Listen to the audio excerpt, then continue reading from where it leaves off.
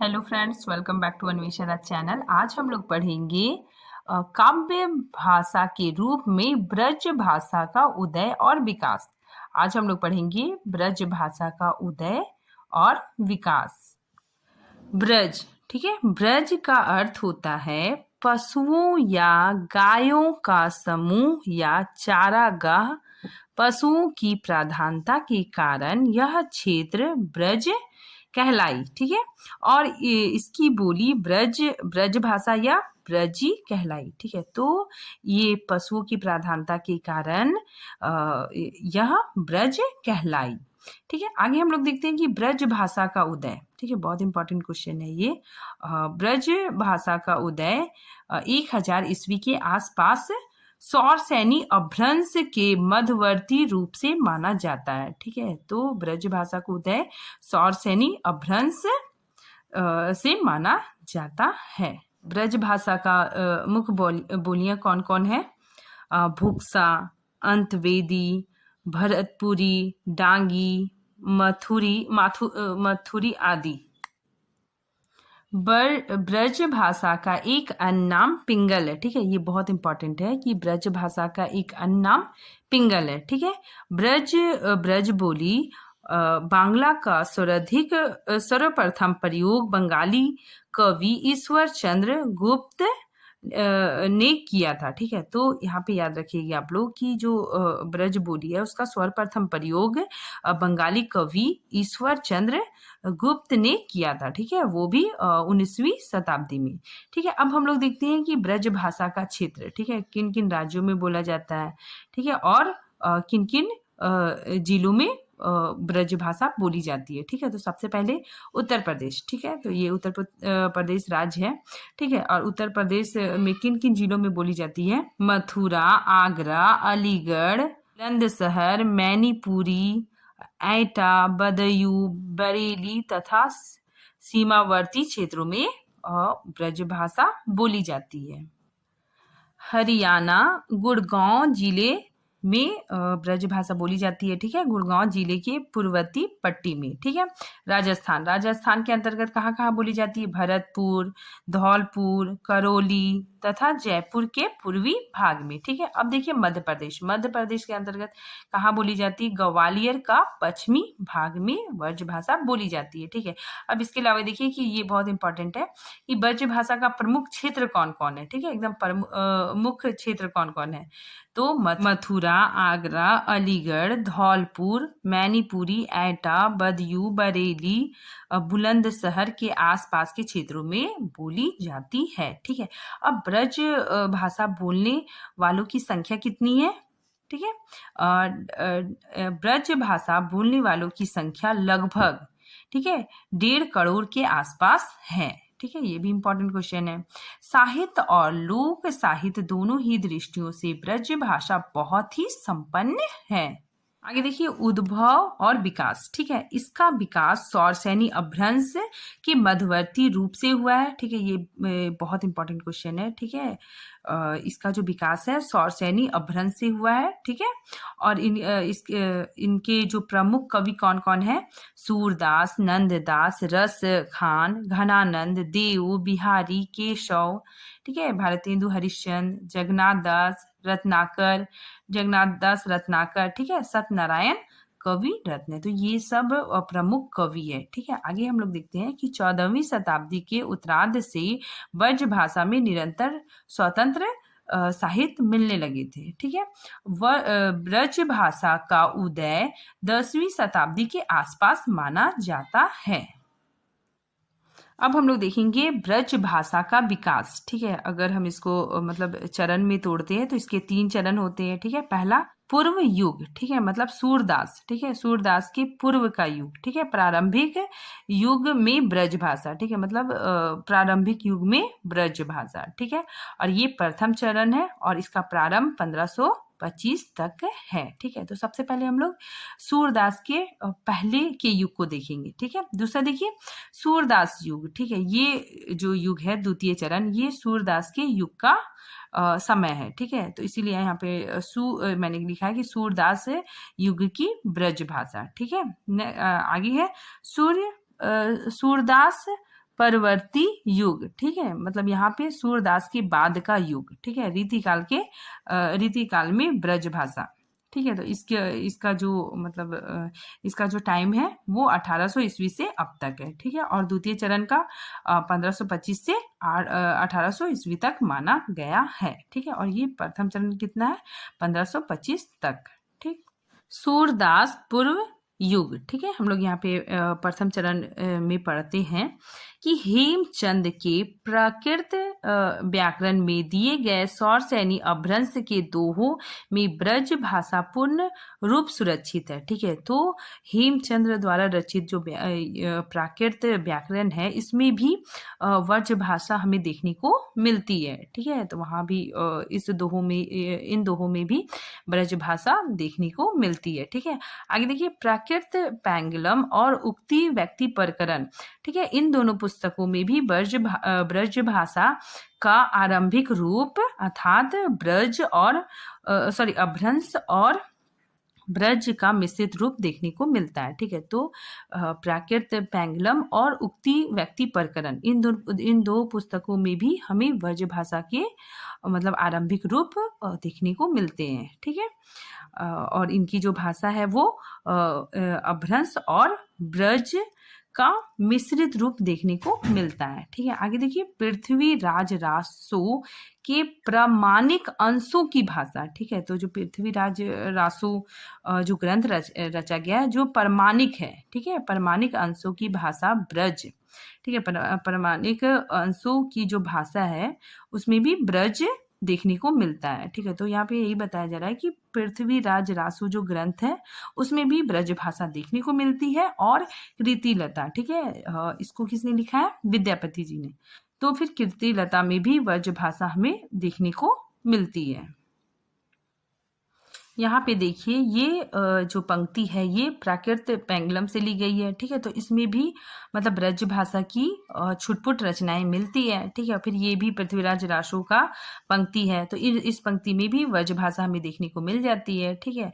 उक्ति व्यक्ति प्रकरण, इसमें भी हमें ब्रज भाषा देखने को मिलती है, ठीक है। और ये जो पंक्ति है ये भी कीर्तिलता से ली गई है और इसमें भी ब्रज भाषा के मतलब छुटपुट रूप देखने को मिलते हैं, ठीक है। आगे देखिए, सिद्ध और नाथ कवियों की रचनाओं में ब्रज भाषा छुटपुट प्रयोग देखने को मिलता है, ठीक है। तो सिद्ध और नाथ कवियों की रचनाओं में भी हमें ब्रज भाषा के छुटपुट प्रयोग देखने को मिलता है, ठीक है, मतलब थोड़ा बहुत प्रयोग देखने को मिलता है, ठीक है। और उसमें भी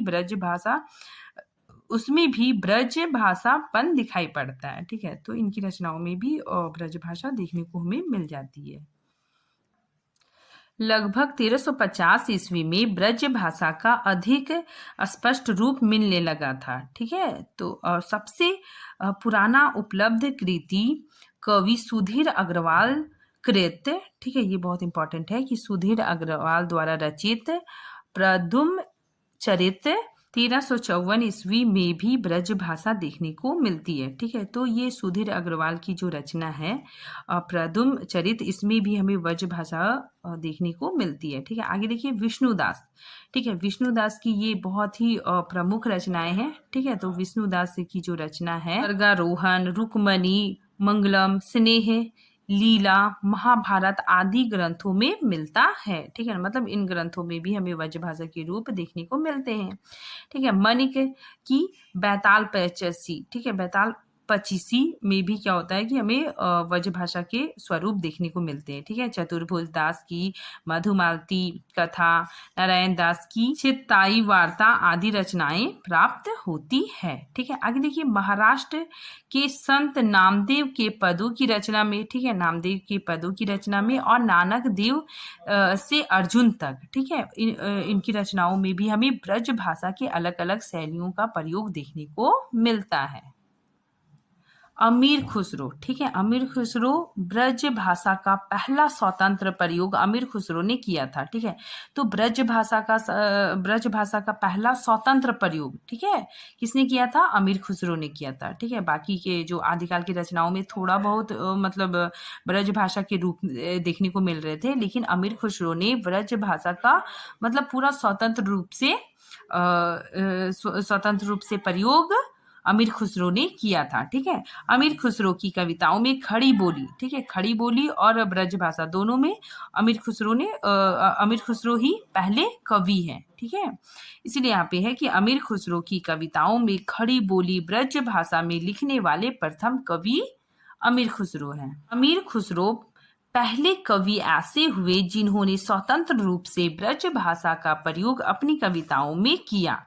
ठीक है, यहाँ पे एग्जाम्पल देखिए, खुसरो रैन सुहाग की जागी पी के संग, तन तेसे मन पियूं को दोहू भाई एक संग। तो इसमें भी क्या है, ब्रज भाषा का प्रयोग किया गया है। यहाँ पे देखिए हम लोग बहुत शॉर्ट में देख सकते हैं कि किन किन रचनाओं में ब्रज भाषा मिलती है। ठीक है, देखिए यहाँ पे सूरदास पूर्व युग है। ठीक है, तो आरंभिक रूप प्राकृत पैंगलम और उक्ति व्यक्ति प्रकरण में इन दो पुस्तकों में व्रज भाषा की मिश्रित रूप देखने को मिलती है। ठीक है, और कृति लता में भी व्रज भाषा देखने को मिलती है। सिद्धनाथ के कवियों में भी व्रज भाषा देखने को मिलती है। ठीक है, मतलब आदिकाल से ही व्रज भाषा देखने को मिलती है। पृथ्वीराज रासो के परमाणिक अंशों में भी ब्रज भाषा देखने को मिलती है। ठीक है, सुधीर अग्रवाल की जो ये रचना है पद्म विजय, इसमें भी ब्रज भाषा देखने को मिलती है। ठीक है, फिर विष्णुदास द्वारा रचित स्वर्गा, रोहिणी, रुक्मणी, स्नेह लीला, ठीक है, ये भी बहुत फेमस रचनाएं हैं। ठीक, तो इसमें भी ब्रज भाषा देखने को मिलती है। नारायण दास की छिताई वार्ता में भी देखने को मिलती है। ठीक है, और मानिक की जो रचना है बैताल पचीसी, उसमें भी ब्रज भाषा देखने को मिलती है। और ब्रज भाषा का पहला स्वतंत्र प्रयोग किसने किया था, अमीर खुसरो ने। ठीक है, और महाराष्ट्र के संत नामदेव के पदों की रचना में भी देखने को मिलती है। नानक देव से अर्जुन तक, ठीक है, तो इनकी रचनाओं में भी सभी ब्रज भाषा के अलग अलग शैलियों का प्रयोग देखने को मिलता है। ठीक है, अब हम लोग देखते हैं सूरदास युग। ठीक है, तो इस युग में ब्रज भाषा बहुत ही फली फूली। सूरदास के पहले ब्रज भाषा कविता के रूप में प्रयुक्त होने लगी थी। ठीक है, मतलब सूरदास के काल के पहले ही ब्रज भाषा प्रयुक्त होने लगी थी। ठीक है, यानी सूरदास से पहले ब्रज भाषा काव्य भाषा के रूप में स्वीकृत हो चुकी थी। ठीक है, लेकिन उसको चरमोत्कर्ष पर ले जाने का श्रेय सूरदास को ही जाता है। ठीक है, मतलब ब्रज भाषा को मतलब एक अलग लेवल पर ले जाने का श्रेय सूरदास को ही मिलता है। ठीक है, मध्यकाल में ब्रज भाषा काफी समृद्ध हुई। ठीक है, तो मध्यकाल में ब्रज भाषा काफी बहुत ही ज्यादा मतलब समृद्ध हुई। ठीक है, क्यों समृद्ध हुई, क्योंकि वल्लभाचार्य ने अष्टछाप की स्थापना की थी। ठीक है, तो उसमें सूरदास के अतिरिक्त 7 अन्य कवि थे। ठीक है, कृष्ण भक्ति काव्य ब्रज भाषा में रचा गया। ठीक है, तो उस टाइम जो कृष्ण भक्ति काव्य थे वे ब्रज भाषा में रचे जाने लगे। ठीक है, सूरदास ब्रज भाषा के सफल कवि थे। विद्वानों का मानना है कि जिस प्रकार जैसी और सूरदास को पाकर अवधि धन्य हो गई। ठीक है, मतलब जिस प्रकार जैसी और तुलसी को पाकर अवधि, ठीक है, अवधि भाषा धन्य हो गई, उसी प्रकार सूर को पाकर ब्रज भाषा धन्य हो गई। ठीक है, सूरदास ने ब्रज भाषा में लगभग 1.25 लाख पदों की रचना की है। ठीक है, कृष्ण काव्य में ब्रज भाषा का सर्वाधिक विकास हुआ है। ठीक है, तो यहाँ पे कृष्ण काव्य में ब्रज भाषा का सर्वाधिक विकास हुआ है। ठीक है, और उस समय के प्रमुख कवि कौन कौन थे, देखिए सूरदास, नंददास आदि अष्ट छाप कवियों ने ब्रज बोली को, ठीक है, मतलब सूरदास, नंददास आदि अष्ट छाप के जितने कवि थे वे ब्रज बोली को साहित्य परंपरा से जोड़कर ब्रज भाषा का रूप प्रदान कर दिया। ठीक है, तो ये बोली न रखे भाषा बन गई। अब देखिए तुलसीदास जी ने भी ब्रज भाषा में रचनाएं की है। ठीक है, तो तुलसीदास तो अवधि में रचना करते थे, लेकिन उन्होंने ब्रज भाषा में भी रचनाएं की है। ठीक है, तो तुलसीदास के काव्य में भी ब्रज भाषा का प्रयोग देखा जा सकता है। ठीक है, तो तुलसीदास की ये जो रचनाएं हैं ये ब्रज भाषा में है। ठीक है, विनय पत्रिका, कवितावली,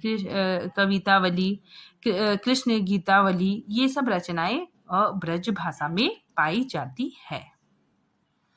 आगे देखिए रीतिकाल। रीतिकाल का जो समय है वो 1700 से 1900 ईस्वी है। ठीक है, रीतिकाल में ब्रज भाषा एकमात्र काव्य भाषा के रूप में स्थापित हो गई थी। ठीक है, तो रीतिकाल में जितनी भी रचनाएं मिलती है वो ब्रज भाषा में मिलती है। ठीक है, अपने क्षेत्र से बाहर निकलकर संपूर्ण हिंदी क्षेत्र पर छा गई। ठीक है, मतलब ब्रज भाषा अपने क्षेत्र से बाहर निकलकर संपूर्ण हिंदी में छा गई। क्योंकि रीतिकाल में आरंभ से अंत तक श्रृंगार काल की प्रधानता रही। ठीक है, तो रीतिकाल में आरंभ से अंत तक श्रृंगार काल की प्रधानता रही, इसलिए यह स्वाभाविक था कि यह काल व्रज भाषा की केंद्रीयता का काल बना रहा। ठीक है, तो ये काल व्रज भाषा की केंद्रीयता का काल बना रहा। ठीक है, और रीतिकाल के प्रमुख कवि कौन कौन है? रहीम, रसखान, बिहारी, घनानंद देव, केशवदास, मतीराम, चिंतामणि, मीरा, बिहारी, इन सब की काव्य भाषा भी ब्रज ही रही। ठीक है, तो रीतिकाल में भी ब्रज भाषा बहुत ही ब्रज भाषा देखने को मिलती है। ठीक है, आगे हम लोग देखते हैं रीतिकाल के पश्चात, मतलब रीतिकाल के बाद ब्रज भाषा का विकास। रीतिकाल के पश्चात ब्रज भाषा का विकास। ठीक है, आधुनिक काल में खड़ी बोली के विकास के कारण यह भाषा ब्रज भाषा से आगे निकलने लगी। ठीक है, तो आधुनिक काल में खड़ी बोली का विकास हो गया। ठीक है, जिसके कारण खड़ी बोली बहुत, मतलब ब्रज भाषा को पीछे छोड़ के खड़ी बोली का विकास होने लग गया। तब भी रचनाकार काव्य रचनाएं ब्रज भाषा में करते रहे। ठीक है, तो मतलब तब भी कुछ ऐसे रचनाकार थे जिन्होंने मतलब ब्रज भाषा में ही रचना करते थे। ठीक है, जैसे भारतेंदु हरिश्चंद्र, प्रताप नारायण मिश्र, बाल कृष्ण भट्ट, हरिओध, श्रीधर पाठक, ये सब मतलब ब्रज भाषा में ही अपनी रचनाएं करते थे। ठीक है, और उस वक्त क्या हो गया था कि गद्य की भाषा, जो गद्य की भाषा है वो खड़ी बोली में होने लगी, लेकिन काव्य की भाषा ब्रज भाषा ही रही। ठीक है, आगे देखिए 20वीं सदी के आरंभ के साथ ही खड़ी बोली ने काव्य भाषा का स्थान ग्रहण कर लिया। ठीक है, तो 20वीं सदी में खड़ी बोली ने काव्य भाषा का स्थान ग्रहण कर लिया। ठीक है, अब कविताएं भी खड़ी बोली में होने लगी। फिर भी अनेक कवि इनके दशकों तक रचनाएं करते रहे। ठीक है, तो इसमें बताया जा रहा है कि बहुत सारे ऐसे कवि थे जो बहुत दिनों तक मतलब ब्रज भाषा में रचनाएं करते रहे। ठीक है, और उनमें से प्रमुख कौन कौन है? जगन्नाथ दास रत्नाकर, पंडित सत्यनारायण प्रमुख थे। ठीक है, लेकिन 1918 में हिंदी साहित्य में छायावाद के आगमन के साथ ही ब्रज भाषा काव्य भाषा पद में उतर गई। ठीक है, तो जो ब्रज भाषा काव्य भाषा पद से उतर गई। ठीक है, खड़ी बोली के वेगपूर्ण उत्थान और व्यापक प्रभाव के सामने ब्रज भाषा नहीं टिक पाई। ठीक है, अब मतलब खड़ी बोली का पूरा से खड़ी बोली का प्रभाव पड़ गया। ठीक है, और ब्रज भाषा अब नहीं टिक पाई। ठीक है, आगे देखिए अब हम लोग पढ़ेंगे ब्रज भाषा की विशेषताएं। ब्रज भाषा में री को छोड़कर, ठीक है, री को छोड़कर हिंदी के सभी स्वर ध्वनियां, ठीक है, स्वर ध्वनियां पाई जाती है। ठीक है, मतलब ब्रज भाषा में री को छोड़कर हिंदी में जितने स्वर ध्वनियां हैं, ठीक है ना, आ ई ऊ ए, ये सारे मतलब ब्रज भाषा में भी पाए जाते थे। ठीक है, लेखन में कभी कभी री ध्वनि का प्रयोग भी मिलता है। ठीक है, तो लेखन में कभी कभी री ध्वनि का प्रयोग भी मिलता है, परंतु उच्चारण में अगर हम लोग री का उच्चारण करेंगे तो र या री की जैसा ही होता है। प्राय सभी स्वरों के अनुनासिक रूप भी मिलते हैं। ठीक है, ब्रज भाषा में अनुनासिक रूप भी मिलते हैं। ठीक है, जैसे हसत, अखियन, ठीक है, नाही, इसमें देखिए सब में अनुनासिक आ रहा है। ठीक है, यहाँ पे देखिए ये बिंदी आ रहा है। ठीक है, तो इसीलिए यहाँ पे बताया जा रहा है कि यहाँ पे अनुनासिक भी मिलता है। ब्रज भाषा में ओक्रांत की प्रवृत्ति पाई जाती है। ठीक है, तो ब्रज भाषा में औक्रांत की प्रवृत्ति पाई जाती है। जैसे देखो आयो, ठीक है, तो इसमें गयो, भायो, हतो इत्यादि। आगे देखिए ल के स्थान पर र का प्रयोग। ठीक है, ल के स्थान पर र का प्रयोग होता था। जैसे देखिए भोली, तो इसको ब्रज भाषा में क्या बोला जाता था? भोरी। बादल को बादर, ठीक है, काला को कारो, ठीक है, तो इस तरह बोला जाता था। ब्रज भाषा में तालव्य सा, मूर्धन्य सा, दंसा में से केवल श का प्रयोग होता था, ठीक है। तो ब्रज भाषा में इन सा मतलब ये दो सा का प्रयोग नहीं होता था, सिर्फ दंसा का प्रयोग होता था, ठीक है। और ये न और ढ के स्थान पे र का प्रयोग होता था, ठीक है, ब्रज भाषा में। जैसे देखिए घोड़ा, खड़ी बोली में तो घोड़ा लिखेंगे, लेकिन ब्रज भाषा में घोड़ा ऐसे लिखा जाता था, ठीक है। तो ड़ की जगह पे र का प्रयोग होता था। जैसे थोड़ा, ठीक है, यहाँ पे ड़ लिखा हुआ है तो यहाँ पे क्या हो जाता था, र, थोड़ा। एक वचन पुल्लिंग संज्ञाओं तथा विशेषण में औक्रांत होते थे, ठीक है। जैसे इसमें औक्रांत शब्द मिलते थे, जैसे गायो, चलियो, दयो आदि। अब हम लोग देखेंगे महत्वपूर्ण तथ्य, ठीक है। ब्रज भाषा का विकास 3 कालों में विभाजित किया गया, ठीक है। आरंभ में 1525 ईस्वी तक आदिकाल, ठीक है। फिर 1525 से 1800 ईस्वी तक मध्यकाल और 1800 ईस्वी से अब तक आधुनिक काल माना गया, ठीक है। नेक्स्ट देखिए 14वीं और 15वीं शताब्दी के जो ग्रंथ प्रकाश में आए हैं उनमें सबसे पुराना, ठीक है, मतलब सबसे पुराना सुधीर अग्रवाल का पद्मचरित रचना है, ठीक है। और इसकी रचना 1354 ईस्वी में हुई है, ठीक है। यह ग्रंथ भाषा और साहित्य दोनों दृष्टि से बहुत ही महत्वपूर्ण है। इसमें रुक्मणी के विलाप का वर्णन है। आगे देखिए ब्रज भाषा काव्य भाषा के विकास में विष्णुदास का योगदान अत्यंत महत्वपूर्ण है, ठीक है। तो ब्रज भाषा के विकास में विष्णुदास का योगदान बहुत महत्वपूर्ण है, ठीक है। और जो विष्णुदास की जो रचनाएं हैं ये बहुत ही ज्यादा मतलब फेमस है, ठीक है, बहुत अच्छी रचनाएं हैं और क्वेश्चन आता है इससे, ठीक है। तो विष्णुदास इसके द्वारा 4 रचनाएं हैं, महाभारत कथा, ठीक है,